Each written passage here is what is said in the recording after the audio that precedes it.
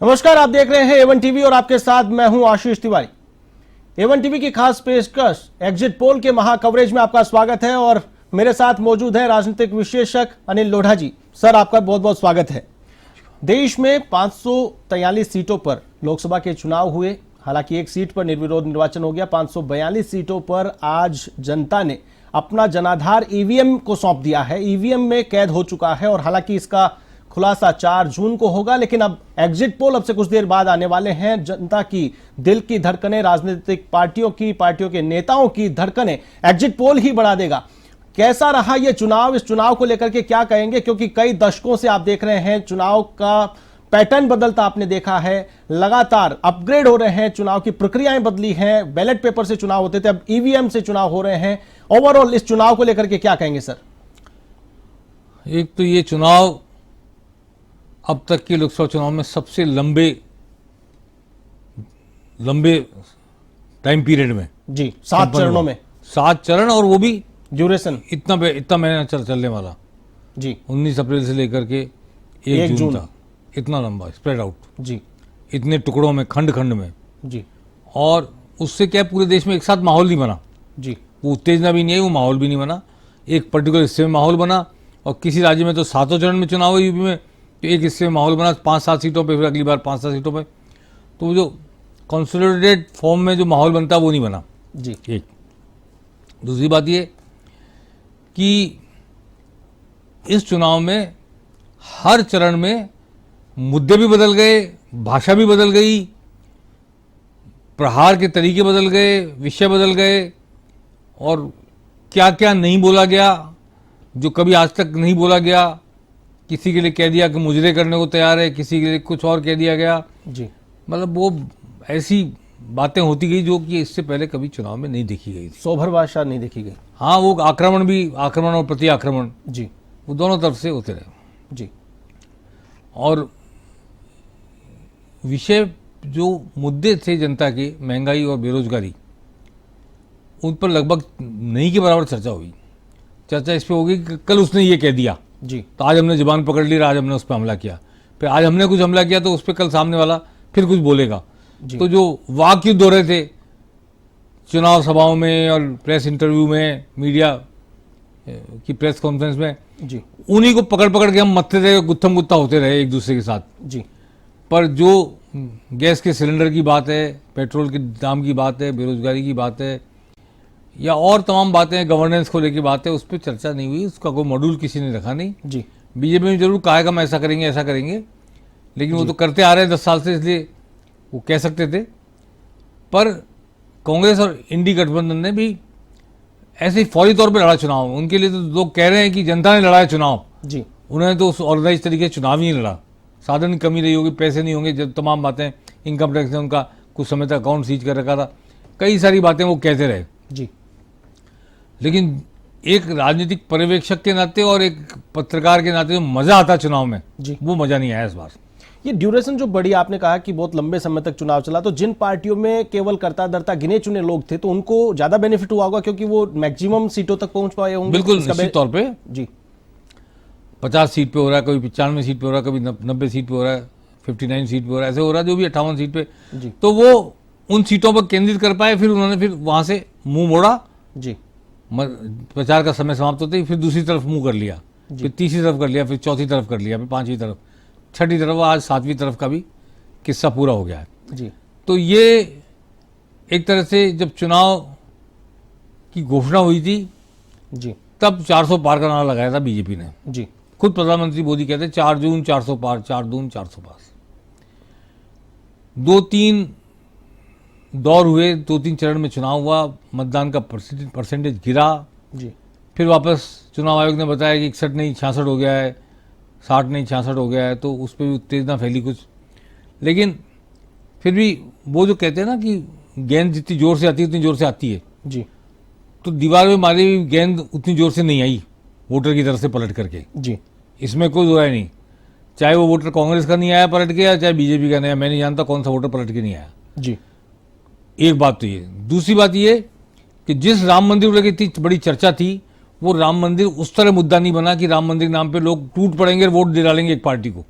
जी, वैसा मुद्दा नहीं बना। देशभक्ति की जो लहर उठती थी, जैसे पिछले चुनाव में पुलवामा अटैक हो गया था, उसके बाद में पूरे देश को लगा कि अंतर्राष्ट्रीय स्तर पर अगर देश को मजबूती देनी है, मजबूत नेता की आवश्यकता है, तो ऐसा इस बार के चुनाव में शायद इंटरनेशनल लेवल पे, बॉर्डर सिक्योरिटीज के लेवल पे कोई ऐसा मुद्दा शायद देखिए नहीं है। ये तो बात केवल यही है कि सब जानते हैं कि देश में नरेंद्र मोदी का विकल्प कहाँ है। जी अभी लोगों ने सवाल नहीं किया इंडिया गठबंधन से, इस गठबंधन से सवाल लोगों के जेहन में तो है ही जी कि देश किसके हाथ में सौंपोगे तुम, ये तो बताओ, ये बता ही नहीं पाए। जी और खुदा ना खास्ता मान लो इनको बहुमत मिल जाए जी तो ये क्या बता पाएंगे कि देश किसके हाथ में सौंपने जा रहे हैं। आज अहम बैठक की दिल्ली में, शायद इस पे हाँ भी बैठक की, लेकिन उस चर्चा- पर कोई प्रधानमंत्री कौन बनेगा इनकी तरफ से उसका कोई नॉमिनेट है नहीं। जी और उसके लेके क्या झगड़े नहीं होंगे, क्या बातें नहीं होंगी, क्या पता भगवान क्या चाह रहा है, कुछ समझ में नहीं आ रहा। जी पर उधर बीजेपी तरफ स्पष्ट है, नरेंद्र मोदी एक मात्र नेता है, एक छत्र नेता है और देश नरेंद्र मोदी के हाथ में सौंपा जाएगा अगर बीजेपी को जिताया जनता ने। तो ये बात उन्होंने डे वन से स्पष्ट कर दी। और इसलिए चुनाव को, जो संसदीय चुनाव था, वो बीजेपी के लिए वोट नहीं होकर नरेंद्र मोदी के लिए वोट हो गया कि इधर से कमल का बटन दबाओ, वोट मोदी को जाएगा, वोट मोदी को जाएगा, वोट मोदी को जाएगा। एक ही बात बार बार कही गई। तो ये पर्सन सेंट्रिक, पार्टी सेंट्रिक नहीं रहा चुनाव, जी पर्सन सेंट्रिक चुनाव हो गया। अमेरिका में जैसे राष्ट्रपति का चुनाव होता है, जी ट्रम्प का है, ओबामा का है, ऐसे मोदी का चुनाव हो गया ये। जी अब मोदी के बैनर सामने पोस्टर में भी मोदी नजर आ रहे थे, मैक्सिमम बैनर पोस्टर्स तो में। वो एक महानायक की तरह उभरे थे देश में। तो महानायकत्व का फायदा जी। कितना मिल सकता है पार्टी को। पार्टी के रैंक एंड फाइल ने भी इस पर आपत्ति नहीं की, जी क्योंकि वो सब जानते हैं कि मोदी के नाम पर वोट मिल रहे हैं, मोदी की गारंटी, मोदी का 56 इंच का सीना, मोदी का ये, मोदी का भाषण, तमाम तरह की बातें। जो मैनेजमेंट था अमित शाह का किया हुआ, वो भी मोदी के बिहाफ पर था। जी तो बीजेपी तो कुल मिला के कुछ नहीं है, मोदी है। जी मोदी है तो मुमकिन है, और मोदी नहीं होता तो मुमकिन नहीं होता बीजेपी के लिए ये सब कर पाना जो उसने किया।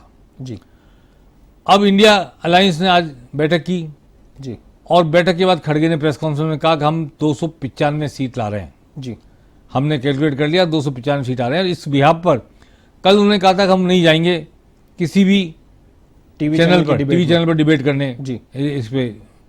लेकिन आज वो फैसला बदल दिया, जाएंगे डिबेट करने और बोलेंगे भी, बात भी कहेंगे, अपना पक्ष भी रखेंगे। चर्चा हुई होगी सहयोगी दलों से, इनसे चर्चा हुई हाँ, होगी कि जाना सहयोगी- चाहिए अपने को। सहयोगी दलों ने कहा होगा अपना पक्ष तो रखो, क्या बात है, क्यों नहीं जाते हम, क्यों डर के बैठ जाते हैं। हालांकि कांग्रेस को डर ये है कि जैसे ही उनके विपरीत एग्जिट पोल बताया जाएगा, वैसे ही उनको कोसा जाएगा एंकर्स के द्वारा, बीजेपी के प्रतिनिधियों के द्वारा, और उनको अब सवाल दो, अब जवाब दो, अब जवाब दो, कटघरे में खड़ा किया जाएगा। तो उससे बचना चाहते थे वो।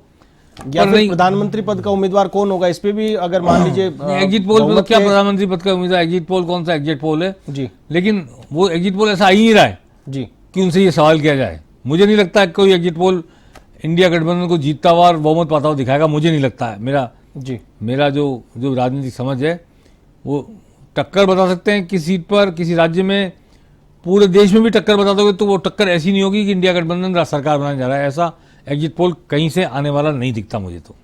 जी जी बिल्कुल। जिस प्रकार से एग्जिट पोल आ रहे हैं, और एग्जैक्ट पोल तो हालांकि 4 जून को आएंगे, लेकिन ये जो गहमा गहमी होती है और फिर उसके बाद में ठीकरा फोड़ा जाता है, अभी जो गैप रहेगा 1 तारीख से लेकर के अब 4 तारीख तक का जो समय है, वो सिर्फ और सिर्फ कयासबाजी का रहेगा। सट्टे बाजार की अगर बात करें तो ये भी एक अपना एक अलग महत्व रखते हैं, और खबरें सुर्खियों में रहता है सट्टा बाजार, कि सट्टा बाजार किस ओर है, सट्टा बाजार का जो भाव है उसको लेकर भी एक आशीष, ये जी पूरे देश में फेमस है, सब फरौदी का सट्टा बाजार बिल्कुल सही निकलता है। जी आज मैं आपको YouTube के 10 चैनल बता दूं जिसमें फरौदी के सट्टा बाजार के नाम पर 10 अलग अलग भविष्यवाणी की गई है। जी फरौदी का मार्केट खुला, फरौदी का सट्टा बाजार खुला, और एक आदमी कैमरा लेके बैठ जाता, मोबाइल लेके बैठ जाता और यूट्यूब पे कुछ भी बेच देता है। वो सोशल मीडिया का एक बैड इम्पैक्ट हो सकता है इस प्रकार का। वो फरौदी का सट्टा कोई इंस्टीट्यूशनलाइजेशन नहीं है उसका, जी कोई संस्थागत नहीं है कि साहब ये फलानी दुकान में बैठ के सट्टा लग रहा है, फलानी दुकान सट्टा का बाजार घोषित हो रहा है। कोई भी कुछ भी बोले जा रहा है फरौदी के नाम पर, या इंदौर के नाम पर, या अहमदाबाद के नाम पर, जी कोई ऑथेंटिसिटी नहीं है उसकी। हाँ, एग्जिट पोल का इतना जरूर है कि कुछ संस्थाओं ने किया, उसके बाद कुछ टीवी चैनल उसको ओन कर रहे हैं, उसको दिखा रहे हैं, बता रहे हैं, अपना बता रहे हैं, अपना सहयोग बता रहे हैं, अपना एसोसिएशन बता रहे हैं। इसको मान सकते हैं। सट्टा बाजार का तो कोई महत्व है नहीं। सट्टा बाजार की असलियत तो वो जानता है जो सट्टा लगा रहा है, जी जो पैसे लगा रहा है वहां पर, उसे पता है 50 पैसे का भाव है, 2 रुपए का भाव है, जी किसकी जीत का किसकी हार का क्या भाव है। ये फरौदी के नाम पर खूब यूट्यूब चैनलों में लोगों ने पैसे कमा लिए और अपनी टीआरपी बना ली, लेकिन वास्तविकता ये है कि वो इंस्टीट्यूशन नहीं है और वो एक अनऑर्गेनाइज सेक्टर है, और अनऑर्गेनाइज सेक्टर में भी पता नहीं है कि किसके मुंह से निकली हुई बात को फरौदी के सट्टे बाजार का भाव माना जाए, इसलिए उस पर जाने की कोई बात नहीं है। वो कोई लीगल इंस्टीट्यूट भी नहीं है, उसकी लीगल सेंटिटी भी नहीं है जी। हाँ, अब जो एग्जिट पोल आएगा इसका एक वैज्ञानिक पद्धति से किया गया काम है और फील्ड में जाकर किया गया काम है। इसके अलावा टेक्नोलॉजी भी इतनी हाईटेक हो गई है, मोबाइल से मैसेज लेकर के जिसके आइडेंटिफिकेशन को भी हाइड रखा जाता है और टेस्टिमोनियल ले लिया जाता है, तो जाहिर तौर पर अगर कोई व्यक्ति जाता है तो वहां पर अपनी आइडेंटिटी बताने में एक आम नागरिक है वो घबराता होगा, लेकिन मोबाइल पर अपनी जो राय है वो देने में कहीं नहीं चूकता है। तो शायद यहाँ भी जो एग्जिट पोल है वो कुछ कहीं ना कहीं सटीकता की ओर जाते होंगे। अब ये तो एग्जिट पोल करने वाले बताते हैं उन्होंने किस पद्धति से किया। अभी आज तक में हम सुन रहे थे सैंपल साइज 5-6 लाख 6 लाख लोगों से ओपिनियन ली है जी। उन्होंने 543 सीटों पर 42 सीटों पर जो भी है जी, और 6 लाख लोगों की ओपिनियन का सैंपल सर्वे है जिसको आज तक प्रस्तुत कर रहा है। वो किसके साथ है पता नहीं, सी वोटर के साथ है या किसके साथ है जी, जिनके भी साथ है वो जी, ठीक है ना। तो इंडिया टुडे का वो है जी। तो अब ये निकलने लगेगा तो पता लगेगा कि कहाँ से शुरू करते हैं और क्या आने लगता है। लेकिन मैं समझता हूँ आज जो एग्जिट पोल है वो तो ज़्यादातर बीजेपी को सत्ता में आता हुआ बताएगा। जी। इसके अलावा प्रधानमंत्री मोदी एक और जहां 7वें और अंतिम चरण के लिए मतदान जारी था, चुनाव प्रचार समाप्त हुआ और ध्यान के लिए वो निकल गए। उनका ये पैटर्न रहता है, पिछली बार केदारनाथ चले गए थे, इस बार कन्याकुमारी गए हैं। विपक्ष ने इसकी शिकायत भी की है वहां पर। अब देखिए कोई आदमी व्यक्तिगत रूप से क्या करता है तो उनका व्यक्तिगत रूप से, लेकिन जो टाइमिंग रहती है, अब जैसे मतदान संपन्न हुआ है और इसी समय उनका ध्यान पूरा हुआ है और वहां से वो रवाना हुए हैं। वाराणसी में वोटिंग हो रही थी, खुद चुनाव लड़ रहे हैं, लेकिन वो जाते नहीं है वहां पे अपने इलाके में। नहीं, लेकिन वो अपने इलाके में नहीं गए, वो तो खैर इतने बड़े टावरिंग पर्सनैलिटी हैं जी। लेकिन ये जरूर है कि जिस वक्त उनका मतदान चल रहा है वो खुद एज कैंडिडेट है वहां पर जी, आखिरी चरण में। इससे पहले किसी चरण में वो कैंडिडेट नहीं थे। कैंडिडेट जब हैं और उनकी सीट पर मतदान हो रहा है उस समय उनका ध्यान में रहना और चैनलों द्वारा उनके ध्यान के, उनके पुष्पहार भेंट करने के, मूर्ति के मंदिर में जाने के, ये तमाम चीज़ें दिखाने से ये विपक्ष का मानना जरूर है कि इस सबको दिखा करके वो पॉलिटिकल माइलेज ले सकते हैं एज कैंडिडेट। तो जो चुनाव प्रचार पर पाबंदी थी उसी पाबंदी के तहत इसे भी लेना चाहिए था, ऐसा कांग्रेस ने कहा भी है। तमिलनाडु हाई कोर्ट में गए भी हैं कांग्रेस के लोग, लेकिन कोई नतीजा निकला नहीं, जो होना था हो गया जी। और ये तो सब वो चले गए, उन्होंने ले ली अपनी ध्यान की मुद्रा और ध्यान की मुद्रा से उठ भी गए और वापस फिर सक्रिय राजनीति में आ गए जी। लेकिन एग्जिट पोल आज जो आखिरी चरण का मतदान हुआ है इसकी तो प्रतिशत भी अभी तक स्पष्ट नहीं हो पाएगी, इसलिए एग्जिट पोल आज इतना एग्जैक्ट हो जाए इसकी उम्मीद कम है जी। बिल्कुल, क्योंकि आज दिन भर में जो मतदान किया गया होगा वहां पर उन सीटों पर जो एग्जिट पोल किया होगा वो तो कंसोलिडेट होकर आने में टाइम लगेगा जी एक तो, और दोपहर को आपने तय कर लिया 12 बजे तक या 2 बजे तक कर लो तो दिन में टाइम मिल गया आपको, लेकिन मतदान का प्रतिशत ही स्पष्ट नहीं होगा। वो भी आज रात को तो बताएगा चुनाव आयोग और 2 दिन बाद उसको करेक्ट करके बताएगा जी। जैसे पहले 5-5, 4-4% बढ़ गए जी, जिस पर संशय है लोगों को, खासतौर पर प्रतिपक्ष को जी। तो अब आज बताया प्रतिशत भी परसों तक कायम रहेगा, इसकी भी कोई गारंटी नहीं है जी। इसलिए इस एग्जिट पोल में थोड़ा सा फर्क इस बात का आ सकता है कि 7वां चरण उस तरह एनालाइज नहीं किया जा सकेगा जिस तरह की एनालाइज बाकी चरण किए गए हैं। बिल्कुल। इसके अलावा सर हर चुनाव को आपने बहुत नज़दीकी से देखा है, लेकिन इस बार का जो चुनाव है वो एक अलग पैटर्न पे लड़ा गया है। इंडी गठबंधन एक नया गठबंधन बना है और सारी जो विपक्षी पार्टियां एकजुट हुई हैं। हालांकि पश्चिम बंगाल में देखा गया कि ममता बनर्जी पूरी तरीके से शामिल नहीं हो पाई, आज की मीटिंग में भी वो नहीं पहुंच पाई।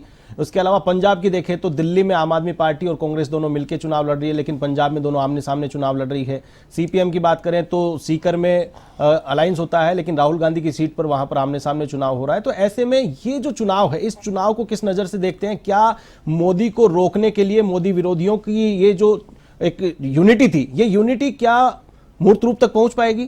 क्या लगता है इस बार के चुनाव? क्योंकि एग्जिट पोल में भी ये समझ पाना कि सपा और कांग्रेस मिलकर के चुनाव लड़ रही है यूपी के अंदर। अब वहां क्या परिणाम आ सकते हैं, क्योंकि पहले अलग अलग चुनाव लड़े जाते थे, तो ऐसे में क्या मानते हैं आप? देखिए, मैं आपको बहुत स्पष्ट अपने दर्शकों को कहना चाहता हूं, मेरी दृष्टि में जी इंडिया अलायंस कोई राजनीतिक गठबंधन नहीं है। जी अगर राजनीतिक गठबंधन होता तो किसी भी कीमत पर पंजाब में आम आदमी पार्टी और कांग्रेस आमने सामने नहीं लड़ते।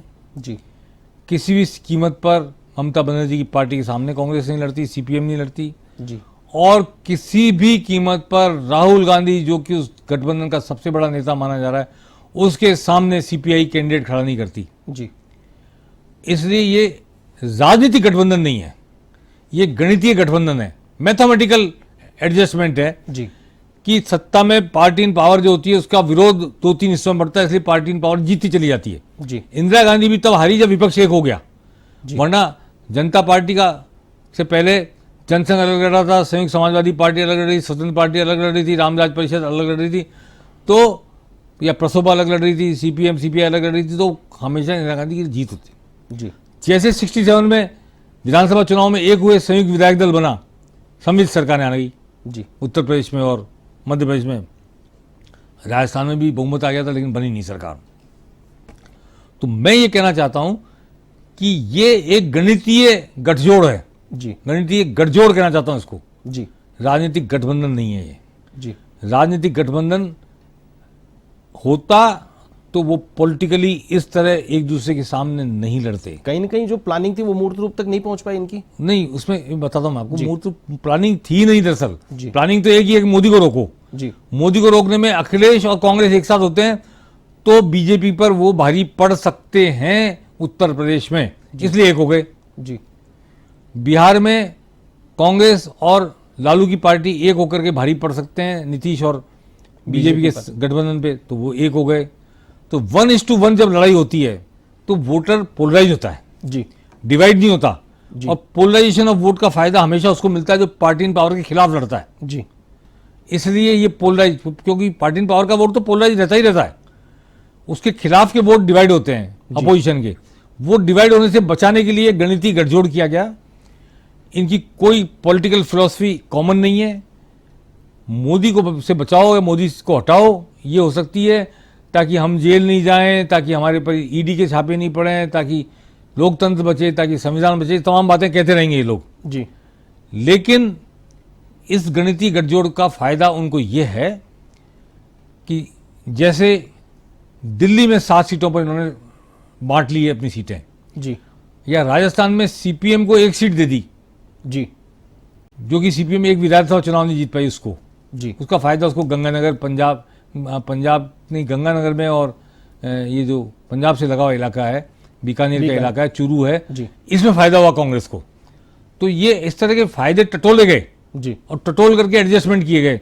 दिल्ली में आम आदमी पार्टी और कांग्रेस साथ लड़ सकती है जी और पंजाब में नहीं लड़ सकती है। जी पंजाब में नहीं लड़ना एक टेक्टिकल बात है। जी पंजाब में अगर आम आदमी पार्टी कांग्रेस समझौता कर लेती तो उसका फायदा बीजेपी को होता और अकाली दल को हो सकता था, जी क्योंकि जो कांग्रेस विरोधी वोट है वो फिर आम आदमी पार्टी को कैसे जाता, जी साथ हो गए दोनों, जी तो वो फिर अकाली या बीजेपी को जाता। जो आपका विरोधी वोट है वो कांग्रेस को जा रहा है आज, तो जी आमने सामने दोनों, जी, वरना वो बीजेपी और अकाली दल को जाता, या तो वोटर घर से नहीं निकलता या जाता तो इनको जाता। बिल्कुल। तो पंजाब में उन्होंने अकाली दल और बीजेपी को रिलेवेंट होने से रोका है, जी पॉलिटिकल रिलेवेंस रोकी है उनकी, कि इस खालिस्तान को भरने के लिए दोनों नहीं आ जाए, इसलिए खालिस्तान हम ही भर लेते हैं आपस में जी एक दूसरे के विरोध का। तो ये एक टेक्टिकल बात है जो मैं कहना चाहता हूँ।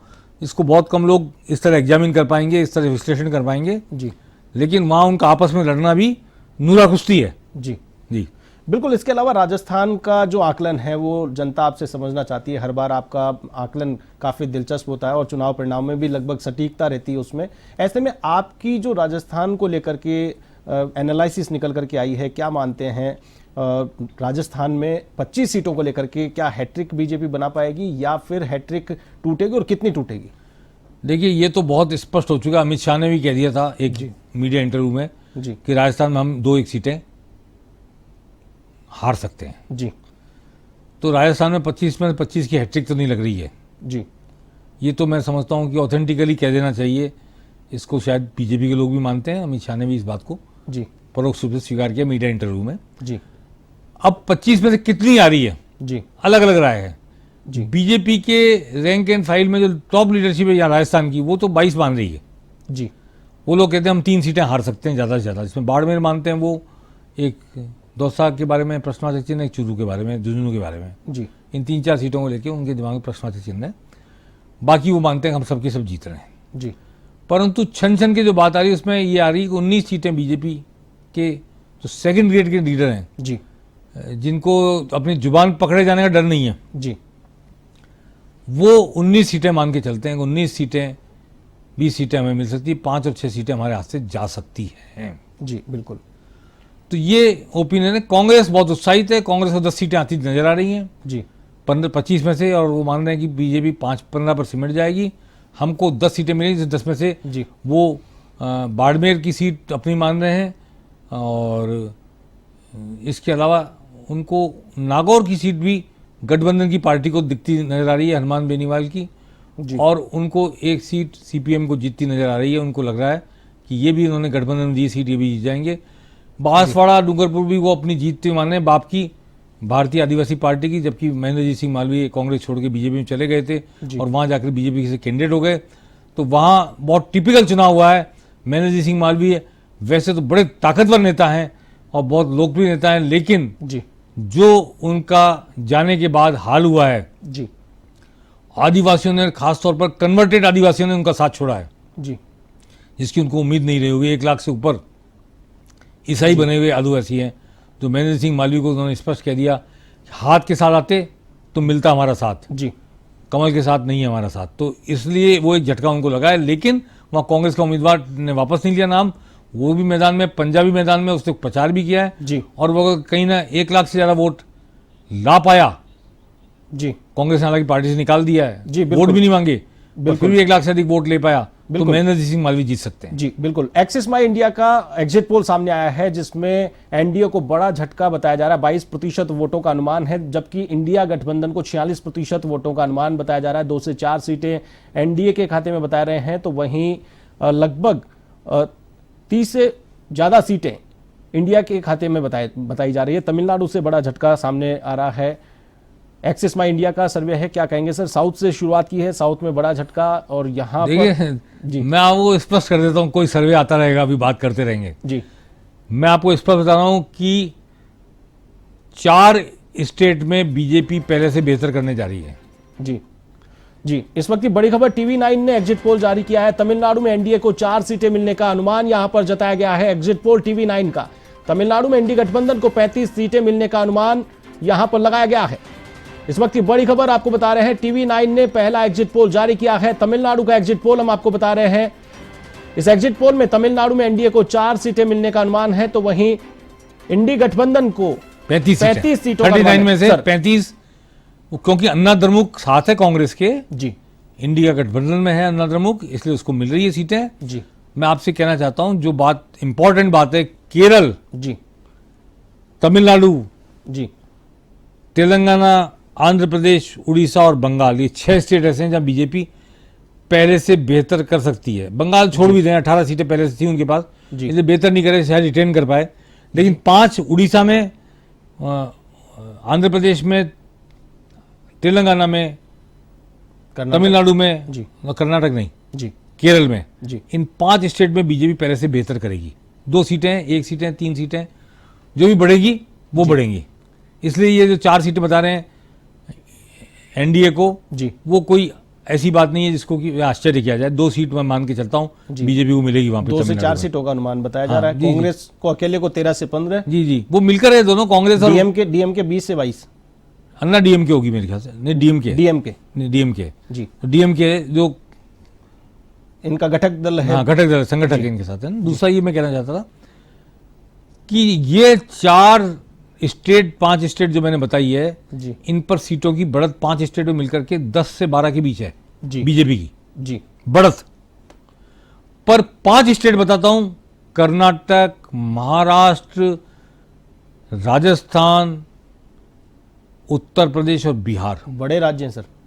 ये बड़े राज्य हैं, जी और इन 5 स्टेट पर बीजेपी की सीटें घटने जा रही हैं।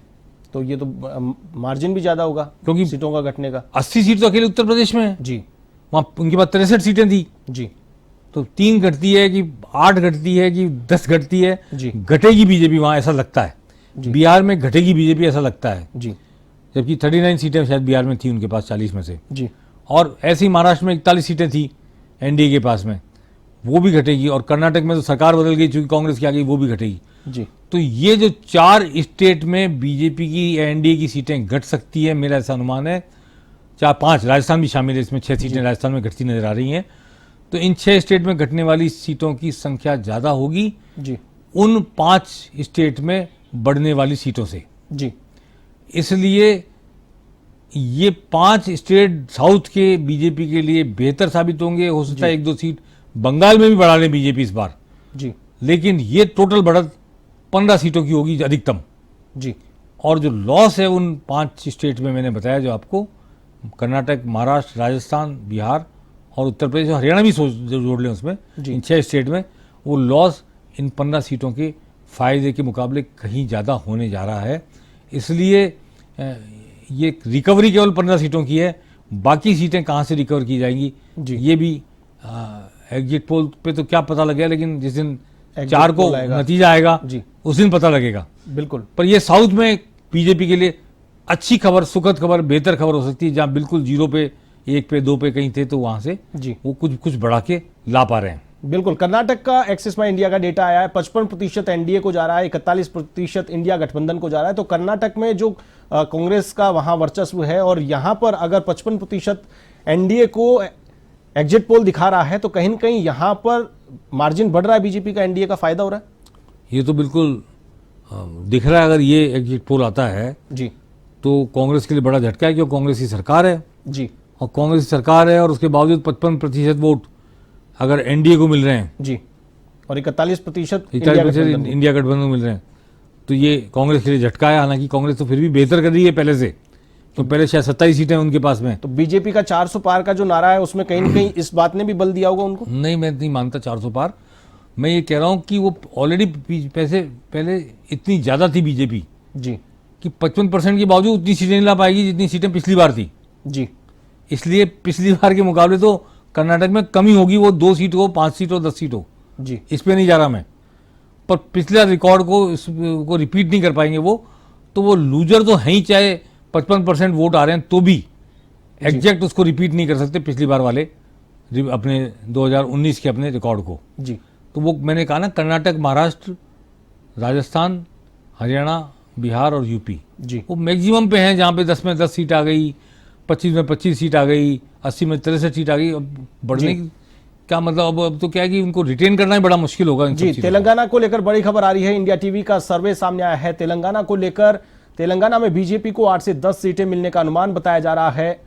इस वक्त की बड़ी खबर आपको बता दें, बीआरएस और एआईएमआईएम को एक एक सीट मिलने का अनुमान यहां पर बताया जा रहा है। तेलंगाना को लेकर क्या कहेंगे सर? यहां इंडिया टीवी का जो एग्जिट पोल है उसको देखकर भी लगता है कि यहां भी स्थिति सुधरी एनडीए की। तेलंगाना मेरे को तो 4 सीट बीजेपी को मिलती नजर आ रही, 4-5। जी 10 सीट, 8-10 सीट का मेरे को नहीं लगता। जी मेहनत बहुत की बीजेपी ने तेलंगाना में। जी इस बार उड़ीसा में और तेलंगाना में, आंध्र प्रदेश में बीजेपी ने बहुत मेहनत की। राजस्थान के सारे कार्यकर्ता भूपेंद्र यादव तक और उड़ीसा में लगे रहे, जी क्षमा करें।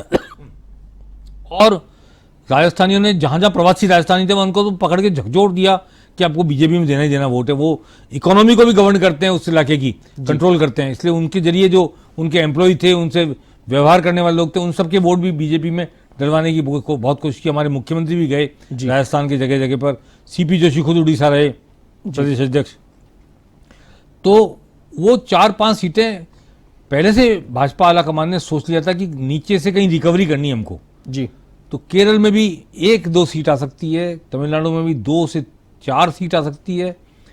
और बिल्कुल, कर्नाटक का फिगर सामने आया है 28 सीटों का जो है, उसमें मैक्सिमम सीटें एनडीए के खाते में बताई जा रही है। एक्सिस माई इंडिया का ये सर्वे 22 सीटें बता रहे हैं शायद।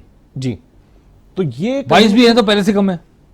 जी, पहले से कम है, वो 22 है पर पहले से कम है। पहले शायद 28 सीट थी, 20 से 22 सीटें, और कांग्रेस के पास 3 से 5 सीटें, जेडीएस के पास 3 सीटें। 28 में से 20 से 22 सीटें बीजेपी के पास में बता रहे। अब ये देखिए, एग्जिट पोल है, इसको कुछ नहीं कह सकते। जहाँ सरकार कांग्रेस की आ गई 6 महीने पहले, जी वहाँ पर बीजेपी लोकसभा चुनाव में ऐसा कर पाए जी और चुनाव के बीच में ही रेवन्ना का, प्रज्वल रेवन्ना का कितना बड़ा मामला सामने आया। और लेकिन चलिए फिर भी 28 में 27 थी पहले उनके पास शायद, जी। ऐसा मुझे याद पड़ता है। तो वो 22 पे आ रहे हैं तो 5 का नुकसान तो हो टाइम्स रहा है नाउ ना। का सर्वे आया कर्नाटक को लेके 22 सीटें बीजेपी को बताया जा रहा है, कांग्रेस के पास 6 सीटें मिलने का अनुमान। कर्नाटक को लेकर के जहां पर कांग्रेस का वर्चस्व है वहां पर 20 से 22 सीटें भाई अगर- 6 भी तो कांग्रेस बढ़ रही है ना पहले से, जी बीजेपी पहले से घट रही है। जी सेम रिपीट नहीं कर पा रही बीजेपी कर्नाटक में, क्योंकि सरकार बदल गई जी स्टेट में। बिल्कुल। इसके अलावा अभी एक्सिस माई इंडिया की बात करें, 543 में से 67 सीटों में एग्जिट पोल सामने आया है। हालांकि इंडिया गठबंधन एडवांटेज लिए हुए हैं, 36 से 42 सीटें बताई जा रही है। एनडीए गठबंधन को 25 से 29 सीटें, अन्य के खाते में 2 सीटें बताई जा रही है। तो कुल मिलाकर के जो साउथ में शुरुआत हुई है तो इंडिया गठबंधन यहां पर प्लस करता हुआ नजर आ रहा है। साउथ है ना, जी नॉर्थ आएंगे तो उल्टा होगा इसका। जी नॉर्थ तो बीजेपी का प्रभुत्व नॉर्थ में है, सब जानते हैं। जी मध्य प्रदेश खुलेगा, जब छत्तीसगढ़ खुलेगा, जब बस बीजेपी को तो नुकसान ही है, पंजाब में कुछ नहीं होगा। हरियाणा में वो बहुत 2-3 पे 4 पे सिमट जाएगी। जी दिल्ली में भी अभी उनका आप और कांग्रेस के मिल जाने के कारण थोड़ा सा कठोर संघर्ष हो गया है। जी। तो कुल मिलाकर के जो अगर इस बात से आइडिया लगाया जाए तो क्या सत्ता परिवर्तन की जो बातें की जा रही थी इंडिया गठबंधन की ओर से, अब की बार मोदी सरकार को बेदखल कर दिया जाएगा? 295 सीटों का दावा आज ही किया गया था मल्लिकार्जुन खड़गे के द्वारा। 60-70 सीटों के बारे में एग्जिट पोल आया है जी। पहले तो ये एग्जिट पोल है जी एग्जिट और पोल नहीं उसके बाद एग्जिट पोल नहीं है। दूसरी बात अभी 70 सीटों का आया है, 67 सीटों का आया है। जी इससे क्या अनुमान, केवल साउथ इंडिया का है, सदर्न इंडिया का अभी पूरा। अब देखिए ना, हिमाचल में चलो 4 सीट, उत्तराखंड में 5 सीट है, जी पर यूपी जब तक नहीं आ जाता 80 सीट वाला, बिहार जब तक नहीं आ जाता, और जब तक ये गुजरात, राजस्थान और मध्य प्रदेश, छत्तीसगढ़ नहीं आते, जी तब तक अपन कुछ कहने की स्थिति में नहीं है। जी ये स्पष्ट है कि पंजाब में बीजेपी लूज कर रही है, 1 या 2 सीट आएगी, और हरियाणा में भी 2 से 4 सीट आएगी, ऐसा मुझे लगता है। जी। तो हरियाणा में ये जरूर फायदा है बीजेपी को कि बीजेपी ने जननायक जनता पार्टी को अलग कर दिया। जी तो उसने एक तरह से जो एंटी जाट सेंटीमेंट था उसको पोलराइज करने की कोशिश की, क्योंकि दोनों बार मुख्यमंत्री उसने गैर जाट को बनाया, और जाट वोट डिवाइड हो रहा है।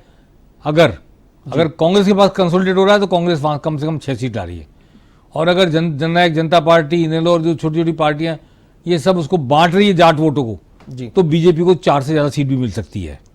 पर अभी तक ऐसा लग रहा है कि जाट सेंटीमेंट कांग्रेस के साथ यूनाइट हो रहा है, जी और जाट सेंटीमेंट ने अगर यूनाइट होकर, पोलराइज होकर वोट दिया तो बीजेपी को हरियाणा में जो जहाँ 10 से 10 सीट उनके पास थी, वहाँ 2 या 4 सीट पे संतोष करना पड़ेगा।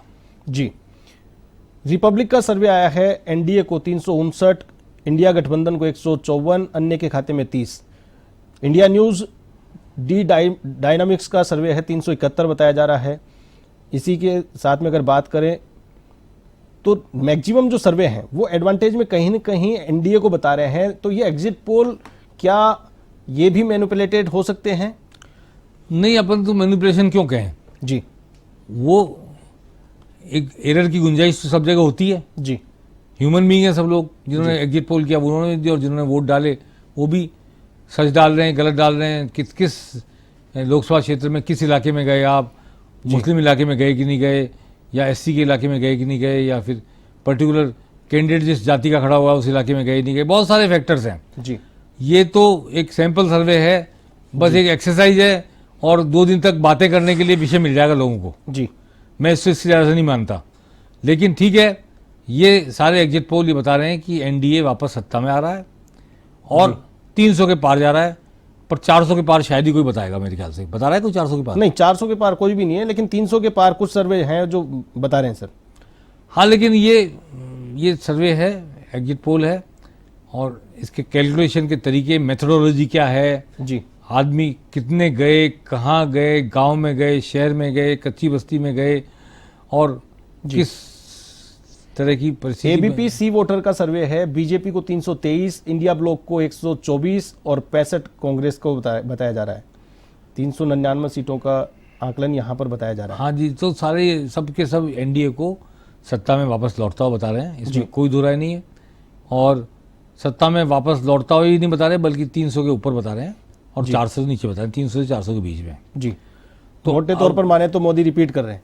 हाँ, अभी एग्जिट पोल तो यही कह रहे हैं जी, कि मोदी रिपीट कर रहे हैं, अच्छी कंफर्टेबल मेजोरिटी के साथ स्क्रीन पर रिपीट भी कर दिखा रहे हैं। हाँ। स्क्रीन पर भी देखा जा सकता है एग्जिट पोल, जी। रिपब्लिक टीवी का एग्जिट पोल। 359 एनडीए के खाते में, 154 इंडिया ब्लॉक के खाते में, तो वहीं 30 पर अन्यों का। तो कहीं भी मुकाबला करने की स्थिति में अगर मान लीजिए अप एंड डाउन्स भी माना जाए, एरर भी पकड़ा जाए, अगर 20 से 25% की गुंजाइश भी देखी जाए, तो भी जो बहुमत का आंकड़ा है, इंडिया गठबंधन का अगर आंकड़ा देखें 154 से लेकर के 272 की जो दूरी है, तो कहीं ना कहीं ये एक तरफा नजर आ रहा है। देखिए, कांग्रेस एप्रीहेंड कर रही थी कि ऐसा ही एग्जिट पोल आएगा, इसीलिए बहिष्कार किया। इसीलिए कांग्रेस ने पहले बहिष्कार किया था कि हम नहीं जाएंगे डिबेट बोलने, जी, डिबेट में भाग लेने के लिए, क्योंकि छीला जाएगा एंकर के द्वारा, हमको पूछा जाएगा, हमारे मुंह से कोई बात निकल जाएगी, हमारे लोगों की तरफ गठबंधन में कोई दरार नहीं पड़ जाए, ये डर था उनको। लेकिन गठबंधन के सारे दलों ने आज खड़गे के घर पे मीटिंग की और सबने कहा कि नहीं, हमें जाना चाहिए, मीडिया में जाकर के अपनी बात कहनी चाहिए। इससे कोई फर्क नहीं पड़ता, बात कहो चाहे ना कहो, वोट डल चुका, या वोट डालने वाले लोग पंक्ति में खड़े हैं तो अंदर हैं इस वक्त, वो टीवी नहीं देख सकते, इसलिए हमारी किसी बात को कोई नहीं सुन रहा। वोट डालने वाला व्यक्ति भी अगर कहीं वोट डालने लाइन में लगा हुआ अभी है तो, इसलिए वोट तो डल चुके, फैसला भारत का मतदाता कर चुका जी, और इसलिए इस एग्जिट पोल की बहस में शामिल हो या ना हो, इससे कोई फर्क नहीं पड़ता। रिजल्ट आएगा 4 तारीख को। 4 तारीख को 12 से 1 बजे के बीच में असली तस्वीर देश के सामने आ जाएगी। और मोदी है तो मुमकिन है, ये बात चल पड़ी, मोदी की गारंटी चल पड़ी, या कि राहुल गांधी और प्रियंका गांधी और गणितीय गठजोड़ के द्वारा जोड़े गए वोट, इकट्ठे किए गए वोट अपना कोई असर दिखा पाएंगे। ये हम तभी जान पाएंगे जब 4 तारीख को ईवीएम खुलेगी, ईवीएम के साथ में मतगणना होकर नतीजे सामने आने लगेंगे।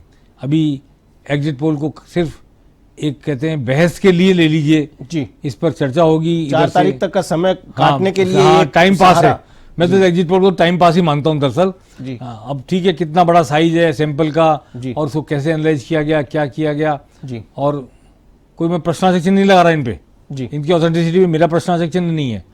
हो सकता है ये एग्जिट पोल यही हो जी, लेकिन फिलहाल ह्यूमन एरर की गुंजाइश भी है, मेथोडोलॉजी का भी सवाल है जी, और आपके चरण किस गांव में, किस शहर में, किस बस्ती में, किस मतदाता के यहाँ पड़े, किससे आपने राय ली जी, और करोड़ों मतदाताओं के बीच में आपने 5 लाख का सैंपल इकट्ठा किया या 10 लाख का किया या 6 लाख का किया जी, उससे हम एक जनरल सैंपल तो ले सकते हैं जी, लेकिन वही बात पूरे देश की है अभी नहीं कहा जा सकता जी।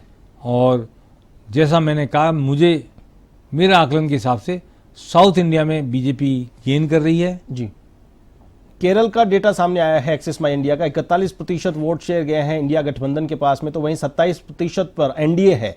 केरल की 20 सीटों को लेकर बात करें, बीजेपी के खाते में 2 से 3, कांग्रेस मैंने पहले 2 बोला था, आपको ध्यान है जी? बिल्कुल, मैंने 2 बोला था, बिल्कुल। वहां 2 से 3 लिख बता रहा है सर्वे जी। मैं 2 सीट मानता हूं केरल में जी, और 2 से 4 मानता हूं तमिलनाडु में जी, ठीक है ना, और 4 से 6 या 8 भी हो सकती है तेलंगाना। आपके अनुमान के अकॉर्डिंग ये एग्जिट पोल साइज बता रहा है? हाँ, साउथ इंडिया का यही है, पर नॉर्थ इंडिया का आएगा जब पता लगेगा। दरअसल नॉर्थ इंडिया में ये राजस्थान में, मध्य प्रदेश में, छत्तीसगढ़ में, गुजरात में, यूपी में, बिहार में जी, ये क्या बताते हैं, पंजाब में क्या बताते हैं, हरियाणा में क्या बताते हैं, इस पर निर्भर करेगा। हरियाणा की 10 सीट है मात्र, लेकिन 10 में से 10 चूंकि बीजेपी पास है तो वो 10 में 10। हिंदी पट्टी के राज्यों के हाथ में क्या सत्ता की कमान आप मान सकते हैं कि इनके हाथ में चाबी है इस बार? इन्होंने अगर हिंदी पट्टी में बड़ी भारी सीटें हैं और यूपी बिहार निर्णायक होते हैं। यूपी बिहार झारखंड मध्य प्रदेश राजस्थान छत्तीसगढ़ और गुजरात जी, ये स्टेट हैं, और महाराष्ट्र साथ में जोड़ लें जी, इन स्टेट से निकल के आएगा जनादेश। उससे पता लगेगा दरअसल कि ये चुनाव किस तरफ जा रहा है। और जहाँ बीजेपी मैक्सिमम पर है ये वो स्टेट है, जहाँ कांग्रेस या इंडिया गठबंधन मैक्सिमम पर है वो नीचे वाले स्टेट थे, साउथ वाले, जिनका एग्जिट पोल अभी तक सामने आ रहा था। तो वो जहाँ मैक्सिमम पे थे वहाँ वो लूजर हैं जी, ये बताया जा रहा है, बताना भी चाहिए, हो भी रहा है ऐसा। लेकिन जहाँ बीजेपी मैक्सिमम है, क्या वहाँ वो लूजर है नहीं है, ये एग्जिट पोल बताएंगे, तब पता लगेगा कि ये सत्ता किस तरफ जा रही है।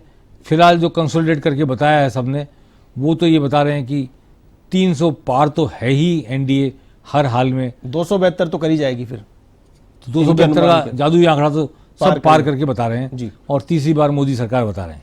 एग्जिट पोल जो सामने आए हैं, साउथ से शुरुआत की गई है। मैक्सिमम जितने भी जो एग्जिट पोल हैं उनके डेटा जो निकल करके आ रहे हैं, तेलंगाना, केरला, तमिलनाडु, इन्हीं राज्यों से शुरुआत की है सभी ने। वो सब ऐसे जहाँ पे क्या इंडिया को खुश करने की? एनडीए गेनर है वहीं से शुरू करेंगे, और जहाँ इंडिया लूजर है वहीं से शुरू करेंगे। जी ठीक है ना। पर जब नॉर्थ इंडिया में आएंगे, जी ठीक है ना, बाद में आएंगे नॉर्थ इंडिया में, जी तब हम उसको एग्जामिन करेंगे नॉर्थ इंडिया के उनके नतीजों को। और मैं आपको फिर कह रहा हूँ कि जो गणितीय गठजोड़ है जी वो, जिसने 1:1 कांग्रेस जी और अखिलेश एक साथ हो गए, जी लालू और कांग्रेस एक साथ हो गए, जी झारखंड में सोरेन और कांग्रेस एक साथ हो गए, पहले भी थे, जी राजस्थान में भी कांग्रेस 2-3 पार्टियों को एक एक सीट बांट करके, और उसने गठबंधन जैसा किया है, तो डिवीजन ऑफ वोट को रोका है। जी इसलिए डिवीजन ऑफ वोट को रोकने की जो स्ट्रेटेजिकल कोशिश की है इंडिया गठबंधन ने, जी सत्तारूढ़ पार्टी के खिलाफ एंटी इनकम्पेंसी को कंसोलिडेट करने की और उसको पोलराइज करने की कोशिश की है। इसका क्या रोल रहेगा कुछ या नहीं रहेगा, ये 4 को पता लगेगा। बिल्कुल। लेकिन 3 सर्वे जिनमें पूरी सीटों का एक डेटा सामने आया है, रिपब्लिक भारत मैट्रिज 353 से 359 एनडीए के खाते में जा रही है, इंडिया के खाते में 118 से 133 जा रही है, अन्यों के खाते में 43 से 48, मतलब कुल मिलाकर के 350 से पार ये एग्जिट पोल जा रहा है। रिपब्लिक पीएमए-आरक्यू मैट्रिज 359 एनडीए के खाते में बता रहा है, 154 कांग्रेस और इंडिया गठबंधन के खाते में बता रहा है और 30 अन्यों में। इंडिया न्यूज डी डायनामिक्स 371, मतलब तीनों को अगर देखा जाए तो 350 से नीचे कोई भी नहीं बता रहा। तीनों एग्जिट पोल एनडीए को पूर्ण बहुमत के साथ में सत्ता में बता रहा है।